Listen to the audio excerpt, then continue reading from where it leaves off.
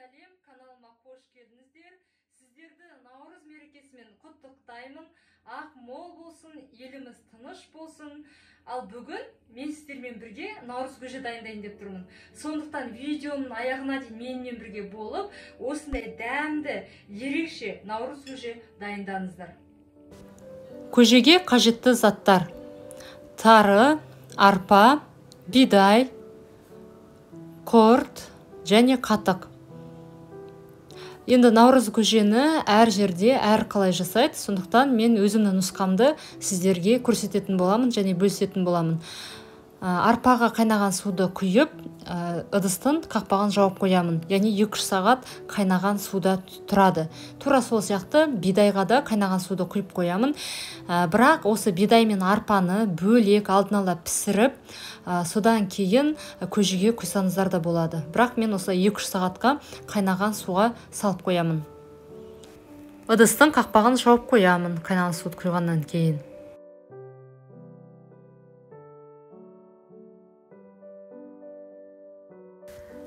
Содан кейін қазанға суық суға етті салып пісіреміз. Сүрленген ет болса тіптен жақсы. Менде тек қазы ғана сүрленген болды. Жаңағы сүйек етпен сүрленбеген. Еттің суы қайнағаннан кейін тағы да қайнаған су құямын қазанға. Қазандағы ет қайнағаннан кейін көбігін алып тастайсыздар.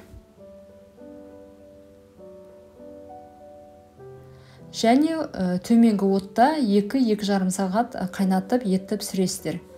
Еттің дәмін көресіздер, 2 сағаттан кейін піссе, онда отты өшіресіздер. Мен тура 2,5 сағат қайнаттым. Ет өте жұмсақ болып шықты. Тұзын салдым кішкене, еттің өзінің де тұзы болған. Содан кейін осы сорпаны сүземін. Яғни сүзіп, қазанды жуып, қайта сүзген таза сорпаны құямын қазанға.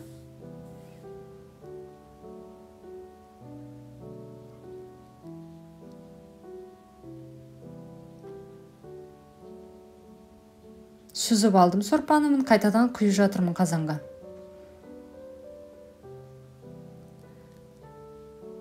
Сорпа қайнағаннан кейін арпа, бидайды саламыз, және арпа мен бидайда қайнаған суды төгіп тастайсыздар. Және арпа мен бидайды салып, толығымен пісіресіздер. Бидай ұзақ піседі. Бидай мен арпа пісетін кезде, кішкене жұмсара бастаған кезде ғана тарыны саласыздар.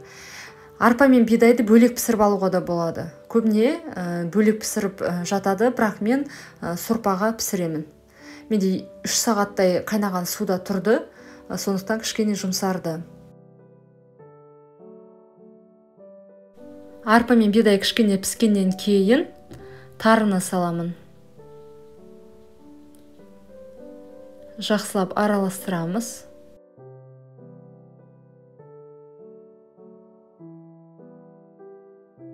Ыдыстың қақпағын жауып қоямын. Енді тары, арпа, бидай піскенге дейін етті турап қоямын. Сүйектегі жұмсақ етін алдым. Етті тураған кезде тез туралып жатыр, себебі өте жұмсақ болып піскен толығымен.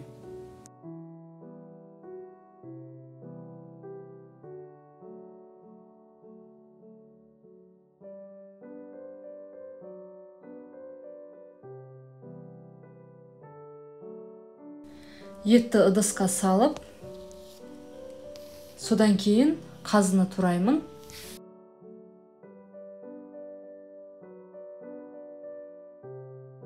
Керек емес жерлерін алып тастаймын қазының. Осы YouTube каналымда мен түрлі рецептермен бөлісемін. Аптасына 2 рет жаңа видео шығады. Сондықтан осы видеоның астындағы подписаться кнопкасын басып, тіркеліп алыңыздар. Аптасына 2 рет жаңа видеоны көру үшін, жіберіп алмау үшін. Қазы дайын, турап қойдым. Мен осындай болып шықты. Арпа, бидай тары піскеннен кейін мен кепкен қамырды саламын, яғни өзім кептірген болатынмын.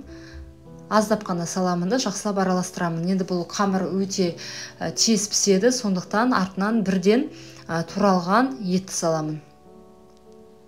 Ет пен қазыны саламын.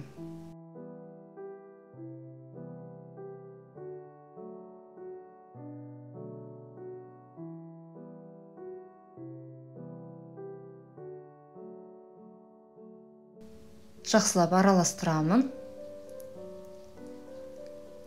4-5 минуттан кейін өшіремін, себебі қамыр тез піседі.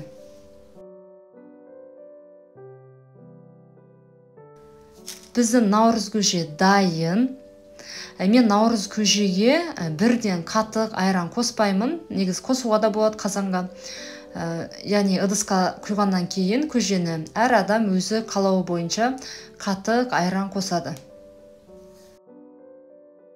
Ыстық сорпаны құртқа құйып жібітіп қоямын. Яғни жібіген құртты осы көжеге салып жеуге болады.